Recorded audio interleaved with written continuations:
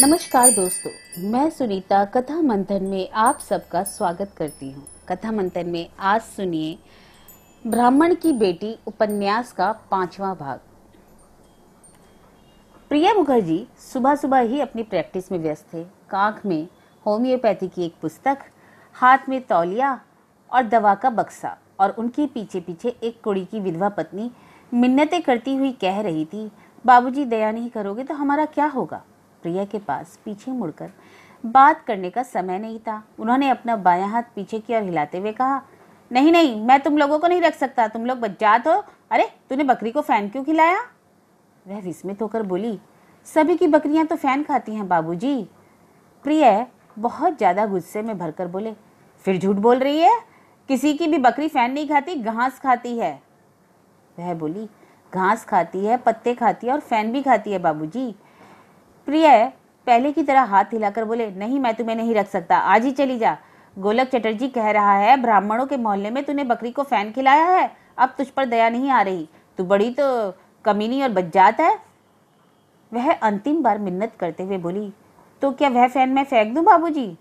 प्रिया ने बिना किसी संकोच से कहा, हाँ फेंक दे, तुम्हारे पास अगर गाय होती उसे खिलाती तो कोई दोष नहीं था, मगर यह तो भयानक बात है, आज ही चली जा समझी। ओह बहुत देर हो गई है, सल्फर देने का समय हो गया है, कहकर वो तेजी से जाने लगे। पीछे से एक कुड़ी की पत्नी करुण स्वर में बोली, बाबूजी कल से लड़की के पेट में अन्न का एक दाना नहीं गया।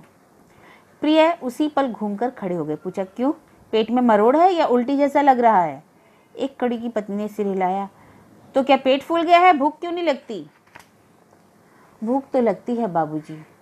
प्रिया बोले, ओ तो यह बात है, यह भी बहुत बड़ी बीमारी है, नेट्रम, आयोडम और भी बहुत सी दवाइयां हैं, इतनी देर से क्यों नहीं बताया, जांच करके खुराक खिला देता हूँ, चल देखता हूँ। एक कड़ी की पत्नी ने घबराते हुए कहा, दवा नहीं चाहिए बाबूजी, थोड़े चावल मिल जाते तो लड़की को उबाल कर दे देती। एक पल के लिए चकित रहकर प्रिया गुस्से से जलते हुए बोले, दवा नहीं चावल चाहिए, दूर हो जा मेरी नजरों के सामने से, आग लगे छोटी जाति को। वह शर्मिंदा होकर जाने लगी तो प्रिया ने धमकाते हुए कहा, खाने को नहीं है तो संध्या को जाकर बोल। उसने चुपचाप प्रिया को देखा। प्रिया बोले, मालकिन के पास जाकर मत मांगना, घाट के पास खड़ी रह, दीदी आए तो कहना मेरी दवा के बक्से में एक अठन्नी पड़ी है, वह तुझे दे दे, मगर खबरदार बीमार पड़ी किसी और को बुलाया। तब तो विपिन के पास कौन है, त्रिलोक, अरे षष्टिचरण, घर में सब ठीक तो है। एक कड़ी की पत्नी धीरे धीरे वहां से चली गई। त्रिलोक और षष्टिचरण सुप्रभात कहकर बोले, जी आपके आशीर्वाद से सब ठीक है, सब अच्छे हैं। प्रिया ने धीमी आवाज में आशीर्वाद दिया, अच्छी बात है, नहीं तो जैसा समय आया है मुझे तो नहाने खाने की फुर्सत ही नहीं मिलती, घर में सर्दी खांसी, थोड़ी सी लापरवाही कर दो, ब्रोंकाइटिस। सुबह सुबह कहाँ जा रहे हो। त्रिलोक बोला, आपके पास ही आए हैं। प्रिया, क्यों, मेरे पास क्यों आए हो। त्रिलोक, लोगों का आना जाना दुभर हो गया जमाई बाबू, इसलिए नहर पर एक पुल बना रहा हूँ, आपका वह बांस झाड़ नहीं मिलेगा तो काम नहीं होगा। प्रिया ने गुस्से में आकर कहा, मैं क्यों दूं, गांव में क्या और लोग नहीं है।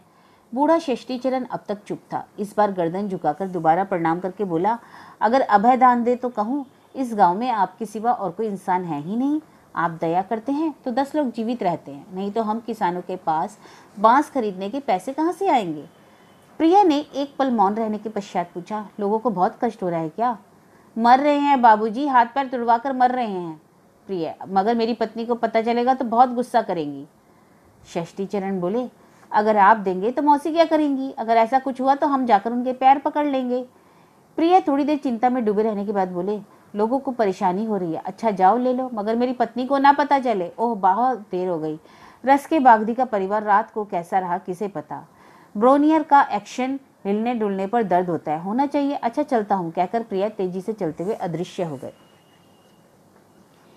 बूढ़ा षष्टिचरण थोड़ा मुस्कुराया, मगर त्रिलोक बोला, पागल व्यक्ति है, मगर चाचा इस पागल के सिवा गरीब दुखी लोगों का दर्द और कोई नहीं समझता, मन तो बिल्कुल गंगाजल जैसा साफ है। यह कहकर जिस और प्रिया गए थे उस और देखकर उसने हाथ जोड़कर नमस्कार किया। षष्टिचरण बोला, हुक्म मिल गया है, अब देर नहीं करनी चाहिए, जितना जल्दी हो काम समाप्त करते हैं। त्रिलोक ने गर्दन हिलाकर कहा, हाँ चलो चाचा।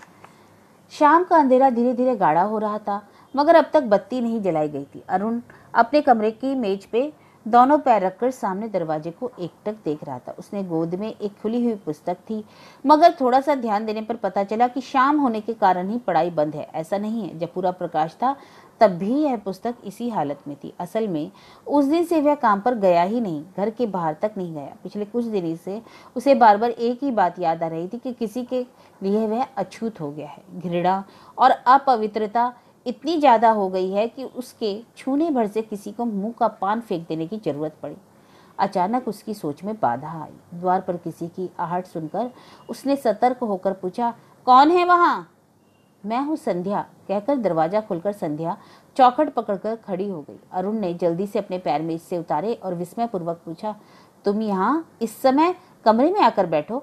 संध्या बोली, बैठने का समय नहीं है, मैं तालाब में नहाने आई थी, छिपकर तुम्हारे पास वहाँ आई हूँ। हमारा मान रखोगे अरुणदा? अरुण और ज्यादा विस्मय से बोला, मान तुम्हारा? अवश्य संध्या, मैं जानती थी तुम मना नहीं करोगे। कहकर पल भर के लिए संध्या चुप हो गई। फिर बोली, पिताजी ने बताया है कि तुम कई दिनों से काम पर नहीं गए, घर से बाहर भी नहीं निकले, क्यों? मेरी तबीयत ठीक नहीं है। यह तो कोई आश्चर्यजनक बात नहीं है, मगर बात यह नहीं है। अगर ऐसा होता तो पिताजी सबसे पहले यही बात बताते। कारण मैं जानती हूँ अरुणदा, मगर तुम हमारे घर कभी मत आना। अरुण ने धीरे से गर्दन हिलाते हुए कहा, नहीं, सिर्फ तुम्हारे घर ही नहीं, इस गांव को छोड़कर कहीं और, जहां बिना किसी दोष के किसी व्यक्ति को इतना हीन, इतनी लांछना नहीं सहनी पड़ती। मैं यही सोच रहा हूँ। संध्या, अपना जन्म स्थान छोड़कर चले जाओगे? अरुण, जन्मभूमि ने ही जब त्याग दिया संध्या, तो आज तुम्हारे निकट में इतना अपवित्र हो गया कि तुम्हें भी मुंह का पान फेंक देना पड़ा। इतनी घृणा सहने के बाद भी तुम मुझे इस गांव में रहने के लिए कहती हो संध्या? संध्या सिर झुकाए निरुत्तर खड़ी रही। अरुण बोला, आचार के नाम पर तुम जो अन्याय करते हो वह शायद तुम्हें स्पर्श तक नहीं करता, मगर जहां करता है वहां इंसान के हाथों इंसान का अपमान एक व्यक्ति को इतनी पीड़ा देता है। यह बात मुझे एक दिन अनुभव करनी पड़ी। यह मैंने सपने में भी नहीं सोचा था संध्या। थोड़ी देर मौन रहने के पश्चात संध्या बोली, मगर यह अपमान तुमने खुद ही नहीं करवाया अरुणदा? अरुण, क्या पता, मगर संध्या, क्या किसी उपाय से इसका प्रायश्चित हो सकता है? हो सकता है, मगर अब तक आत्मसम्मान खोने के डर से तुम वह करने को तैयार नहीं हुए, और आज अगर खुद ही उसे विसर्जित कर दो तो मैं कहती हूँ अरुण, तुम चाहे कुछ भी करो मगर यहाँ मत रहो। अरुण बोला, मगर तुम्हारी घृणा मुझे वहां भी टिकने ना देगी। मगर इससे तुम्हें कितना नुकसान होगा। संध्या, तुम यह बात कैसे कह पाई? संध्या, तुमने मेरी लज्जा, मेरे संकोच के आवरण को नहीं रहने दिया अरुणदा। इशारे से तुम्हें कितनी बार बताया कि ऐसा नहीं हो सकता, फिर भी तुम्हारी भीख किसी भी तरह समाप्त नहीं होना चाहती। पिताजी तैयार हो सकते हैं, माँ भी भूल सकती है, मगर मैं नहीं भूल सकती कि मैं कितने बड़े ब्राह्मण की बेटी हूँ। अरुण विस्मय से बोला, और मैं?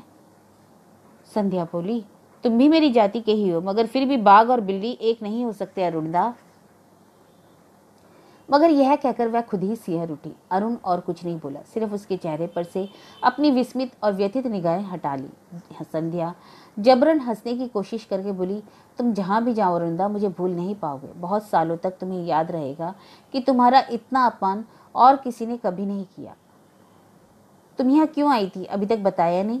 उत्तर में संध्या मुस्कुराई। एक पल चुप रहकर बोली, धरती पर आश्चर्य की कमी नहीं है। फिर कुछ कहते कहते अचानक रुककर बोली, मेरा मान रखने वाले तुम्हारे सिवा इस धरती पर कोई दूसरा व्यक्ति नहीं है। तुम इस पर विश्वास करते हो अरुणदा?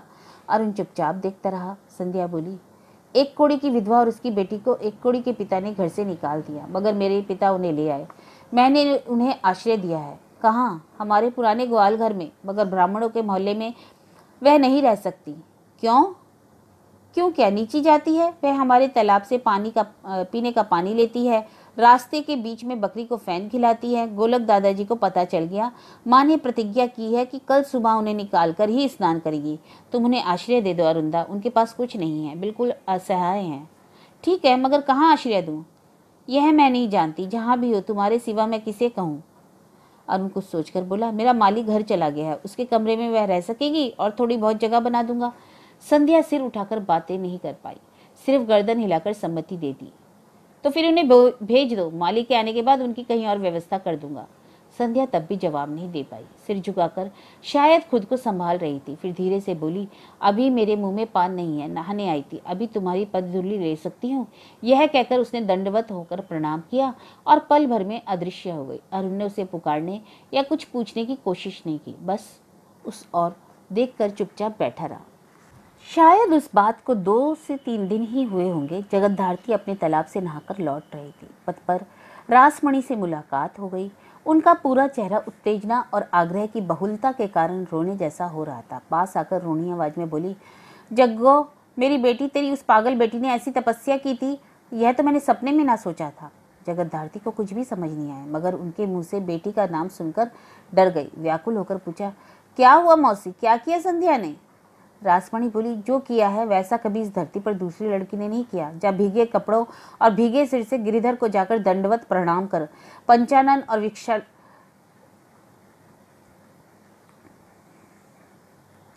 पंचानन के यहाँ भोग भेज दे। मगर तुझे तो बेटी इष्ट कवच बनने के लिए एक पतली सोने की चेन देनी ही पड़ेगी मुझे, यह मैं पहले से बता रही हूँ। जगद्धारती व्याकुल होकर पूछने लगी, क्या हुआ मौसी, खुलकर नहीं कहोगी तो समझूंगी कैसे? रासमणि, खुलकर बताना पड़ेगा तो बताती हूँ। तुम माँ बेटी ने बहुत पुण्य किए थे, नहीं तो ऐसा कभी नहीं होता। सोच सोच कर परेशान थी कि बेटी का विवाह कैसे करेगी। अब जा, राजा की सास बनने के लिए तैयार हो जा। सुनकर तो जगद्धारती की आंखें फटी की फटी रह गईं। रासमणि ने प्यार से कहा, तेरा दोष नहीं है जग्गो। सुनकर मैं भी इसी तरह अवाक रह गई थी। लग रहा था जैसे सपना देख रही हूँ। खुलकर बताओ ना मौसी, क्या हुआ, मैं व्याकुल हो रही हूँ। तब रासमणि ने जगद्धारती का बायां बाजू अपने हाथ में पकड़ा और कान के पास मुंह ले जाकर फुसफुसा बोली, अभी बात छिपा कर रखना बेटी, खुश होकर सबको मत बताना, रिश्ता टूटने का डर लगता है। मेरे सिवा चटर्जी भैया किसी और पर विश्वास करते नहीं, इसलिए सुबह सुबह मुझे बुलाकर बोला, दीदी जगद्धारती को खबर दे आओ, उसे बेटी की चिंता में घुलने की जरूरत नहीं। मेरे हाथ में सौंपकर राजा की सास बनकर पैर पर पैर रखकर घर बैठ जाए। मैंने बहुत सोचा कि मेरी वैकुंठपुरी तो सुनी पड़ी है, लड़का भी नहीं पल पा रहा है, एक पन दो काम हो जाएंगे, एक ब्राह्मण के कुल की रक्षा भी हो जाएगी और गांव की लड़की गांव में रह जाएगी, उनका भी तो अभी अभी। मगर राजा की होने वाली सास की ओर देखकर वे अपनी बात पूरी भी नहीं कर पाई थी कि सुनते सुनते जगद्धारती पत्थर की तरह कठोर हो गई। रासमणि बेचैन होकर बोली, क्या हुआ री जग्गो? मौसी, गोलक मामा और तुम क्या मजाक कर रहे हो? मजाक की क्या बात है, इतनी उम्र बीत गई, क्या मैं मजाक समझती नहीं? और फिर बहन भाई में मजाक? जगद्धारती, मजाक ही है तो मौसी, यह कैसे हो सकता है? रासमणि मुस्कुराई और बोली, यह सच है बेटी, शुरू में मुझे भी यही लगा था शायद सपना देख रही हूँ, मगर फिर समझ आया नहीं, जागी हुई हूँ। लड़की का भाग्य देख, नहीं तो ब्राह्मण के घर की बेटी को किस्मत में ऐसा पहले कभी देखा या सुना? मैं आशीर्वाद देती हूँ कि सदा सुहागन रहे, मगर मैंने जो कहा वह आज ही कर दे बेटी, और बात अभी फैलनी नहीं चाहिए, पहले चुपचाप मंगनी हो जाए। जगद्धारती गूंगी बनी खड़ी रही। रासमणि फिर बोली, इस अगन माह के बाद 1 साल तक विवाह नहीं हो सकता। मेरे चटर्जी भैया की इच्छा कहकर व्यंग्यात्मक हंसी हंसकर बोली, और होगा भी क्यों नहीं, बोल, लड़की तो बिल्कुल लक्ष्मी की मूरत है, देख कर ऋषि मुनि का मन भी डोल जाए। और फिर गोलक चटर्जी कहकर हंसती हुई जगद्धारती का हाथ दबाकर बोली, जा बेटी जा, भीगे कपड़ों में मत खड़ी रह, मैं भी चलती हूँ, दोपहर हो गई, शाम को फिर आऊंगी, बहुत सी बातें करनी है। यह कहकर समय और नष्ट ना करके वह चली गई। जगद्धारती पैरों को घसीटती हुई घर पहुंची और पूजा घर के बरामदे पर पानी का कलश रखकर भीगे कपड़ों में वहां बैठ गई। उसकी आंखें आंसुओं से भर गई।